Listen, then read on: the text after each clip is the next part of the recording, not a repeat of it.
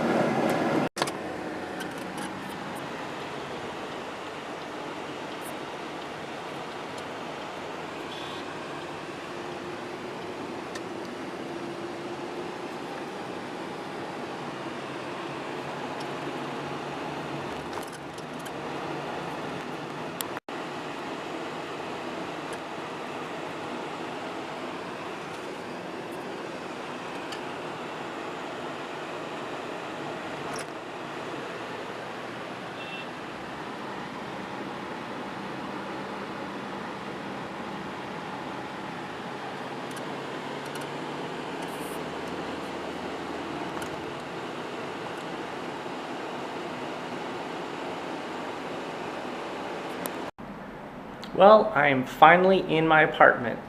It is just shy of midnight and my plane landed a little bit early, just right after 8, and it's taking me all this time to finally get here. So I went through the main part of the airport fine, went through immigration fine. There was, a bit more people this time than last time, but it wasn't too big of a deal. There wasn't an issue until I got to customs, which, because I had multiple bags, they wanted to scan them again, and because I have a lot of electronics, since I'm a techie type of person and I'm moving here and I wanted to bring them with me, they didn't know how to deal with it. So they sent me to a formal customs desk, and then we had to wait for a senior officer to arrive, and then everyone kind of had a different opinion on as far as what was allowed and what was not allowed, what I was going to have to pay customs amounts on and what I wasn't. It ranged from I'm going to have to pay 38% of the value of everything I'm bringing in to Someone else said I didn't have to pay for anything since it's all personal use. But what ended up ultimately being decided on was I had to pay for my PC that I was bringing in because I had just bought it in January. So they thought it was new enough that it's possible that I was wanting to sell it here rather than use it for personal use. And then there was difficulty getting the money to pay for it because I didn't have enough US cash. I didn't have rupees yet. And so it took about 2 hours. Then luckily my driver was still there, super nice, super friendly. And he took me to the area I'm going to live in, which is the defense colony. However, a lot of these smaller roads were gated off for the night. And so we had to kind of find the long way around to where I'm going to live. Then on top of that, addresses over here are not the same as US addresses. So even though we were very close in proximity to some of the numbers that we should look for, we were actually several streets away. So we just kept on asking for help as far as how to find this. And we actually never found the exact address that I was given. We found one that was one number away. Someone assured us that we were probably at the right place.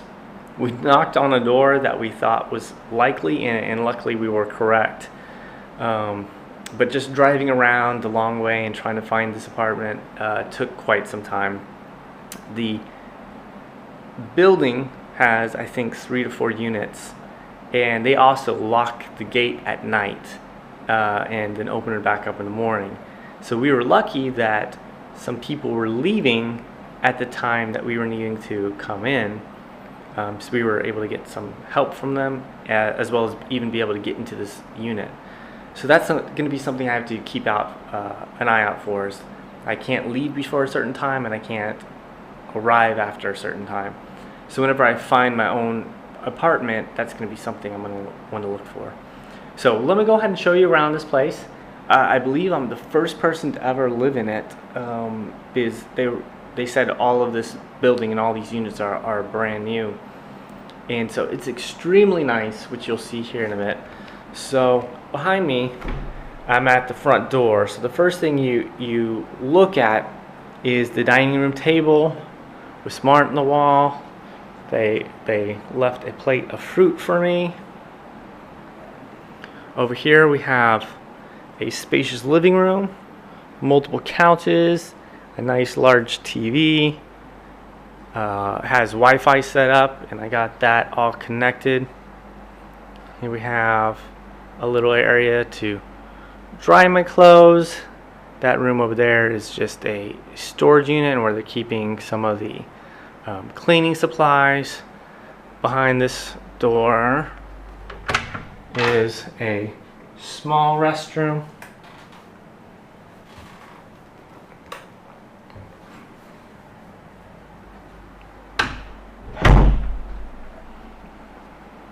If we come around this way, again, that's the entry. We have a kitchen. You can see that the microwave still has stickers on it.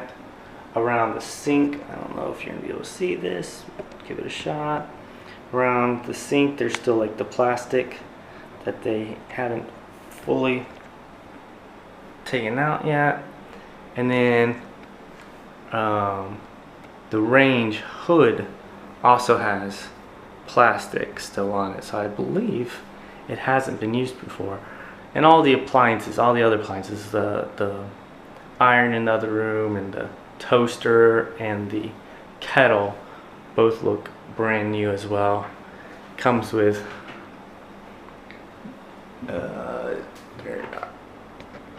dishes and other pots and pans in the drawers as well.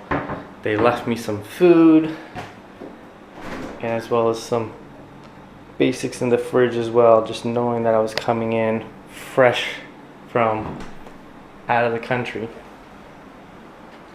We have a bedroom right here with its own bath. I'm not really going to tour this too much because I'm not really going to use this. I'm just going to keep this door closed. So that room is remarkably hotter than the others, just because there's ACs in each room, and I'm not going to run that AC. And then here's the master bedroom that I'll be staying in. So there's a restroom that way. We have TV and AC, and then plenty of closet space. I am exhausted.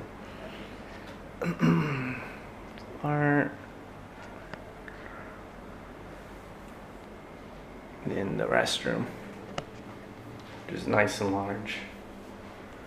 So one thing I'm gonna have to get used to that I currently don't have to deal with is turning on the hot water if I need hot water. Oh, still getting used to this camera.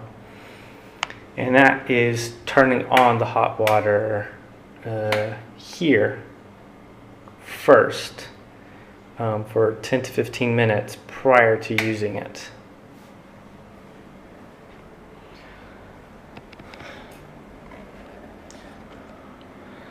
So that's my apartment. It's quite large, quite spacious, quite new.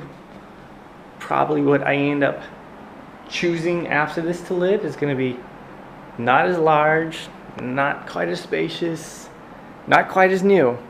But I'm definitely going to enjoy the month that I'm here while I am here, and just try and find something that will suit me, something that hopefully doesn't lock at certain times of the day and night. As it is, I'm going to have them come and unlock it at 9 in the morning. That's already earlier than they normally do, so I feel bad for inconveniencing them. But I'm excited. I'm here. I'm exhausted. I need to iron my shirt for the morning so I could go to work. So I'm going to do that really quick, then go to sleep as best as I can. Hopefully this whole time change hasn't thrown me off too much. And I can tell you a little bit more about my first impressions again. It's funny how much it came back to me driving around, and then it's also interesting how much I forgot already of just little things here and there. But this video is getting long enough, so that's it for me tonight. I'll bring you along on what's up to come. So let me know what you think about this place. Let me know if there's anything that I should be aware of, or anything that you want to comment on, and I would love to hear your opinion in your voice. So until next time, I'll talk to you later. Bye bye. Well, I'm back home. I survived my first day. It was a long day, even though it was a lot of just getting IT set up, trying to talk to people about where I should live, just kind of basic things. But I think jet lag is catching up to me, and just sensory overload. My commute this morning was a little bit stressful, not too bad, but coming home today, it was quite interesting. So we have this program where people could share a car at the end of the day, going back to wherever they live. And so I was the third out of 4 stops. And so it was interesting because I never would have gone down the streets and neighborhoods of where some of the other people lived along the way between here and work. And some of the streets and some of the sites were just overwhelming a bit. For instance, we went down this one really narrow street where it looked like they had basically made a market on both sides of the street, and so there was barely any room to pass, yet there were the tricycles, bikes, motorcycles, our car, other cars, all trying to get in this one little area where people are trying to shop. That was crazy. At one point, my driver got into a big argument with some like one of the pedal rickshaws. I have no idea what about. I couldn't understand what they were saying, but it got heated there for a while, so that was also interesting. And this city is like a maze. It is not anything close to the grid system, or a rough grid system. You know, sometimes you might have a curvy road or two in the US that kind of disrupts the grid, but it's more or less a grid. And over here, it's a maze. I have no idea how people know where they are in relation to another area. And one thing I need to learn relatively quickly is, for me, my untrained eye still sees all of the areas I've been the same. I can't tell. Like, I've heard, like, I need to live in this particular area, I need to live in this particular area. And one of the highly recommended areas is the one that I'm currently in right now, temporarily. But honestly, to me, it doesn't seem much different than some of the other areas that were not suggested. So I'm sure there's differences. I'm sure, because so many people have been making the same recommendations, there must be some reason for it. But to my untrained eye, all of this is very chaotic. All of this is very busy, and so I can't tell the difference between it yet. So it was good seeing a lot of people that I had worked with previously and that I had met previously. A lot of faces I recognized, some names I recognized, and it was good getting to meet some of these people I've worked with only through email, and getting to meet them in person. But tomorrow I'm going to mainly focus at work with HR. Both of the HR representatives in my current office were out of town today, but one should be back tomorrow. So we'll get that set up. It'll be a couple of days before I get my company phone, and then the person that's going to help me with the foreign registration is out of the office until Thursday. So the end of the week should be busy. The end of the week should get my phone. I should be starting to get registered. After I get registered, I could go ahead and get my own personal phone too as well, or at least a personal SIM, and use it on my phone. And that will help out a lot, because people have been recommending places to order food from, or places to order groceries from, and things like that. That needs a local phone number. Same with trying to find a place to live. Whenever you find a place to live here, you have to work through a broker, and the brokers want a local phone number, which I do not have currently. So hopefully I could start a lot of these things just with my company phone, and I'll use that until I get my own personal phone. But yeah, the end of this week should be busy with all those things. The beginning of next week will be busy with implementing all those things. And a lot of people are very concerned about me trying to find housing within a month. Apparently for other people it's taken them 2 months or so. I'm not sure if I'm going to have difficulties when I'm doing it. It looks like some people were very particular about certain aspects of the apartment they were looking for, and I'm not so sure I'm going to be that picky. But one of the best pieces of advice I got today was, someone said the reason that this trip for them was so successful was because of where they're living. They've lived in multiple places, multiple foreign countries, and they said what breaks or makes a whole living abroad experience is where you live. So I'm going to take that into account. I'm going to take his advice on some of the neighborhoods and go from there. So we'll see how this goes. I'm exhausted. It is 8:15. I think a lot of places close at 9.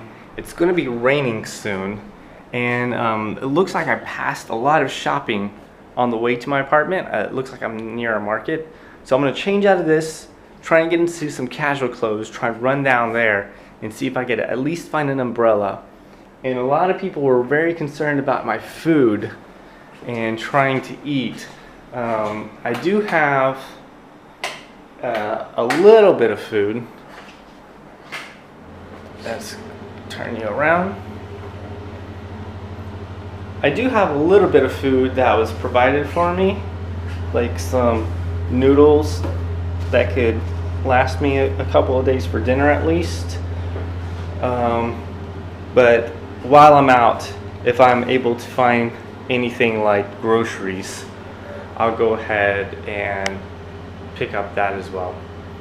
So that's it for my first day. Gotta get going. See ya.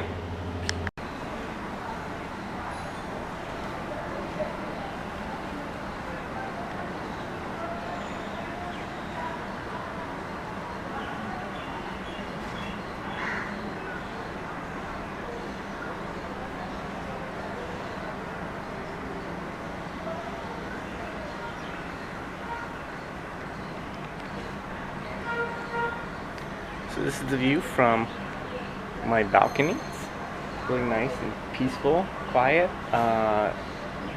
Just rained last night, so it's kind of a little damper everywhere. It's a little bit cooler than it was yesterday, a little bit more humid, but overall it's pretty pleasant. In the mornings, I hear some man yelling quite loudly, and it's like I don't know what he's saying, but yesterday it was getting louder and louder.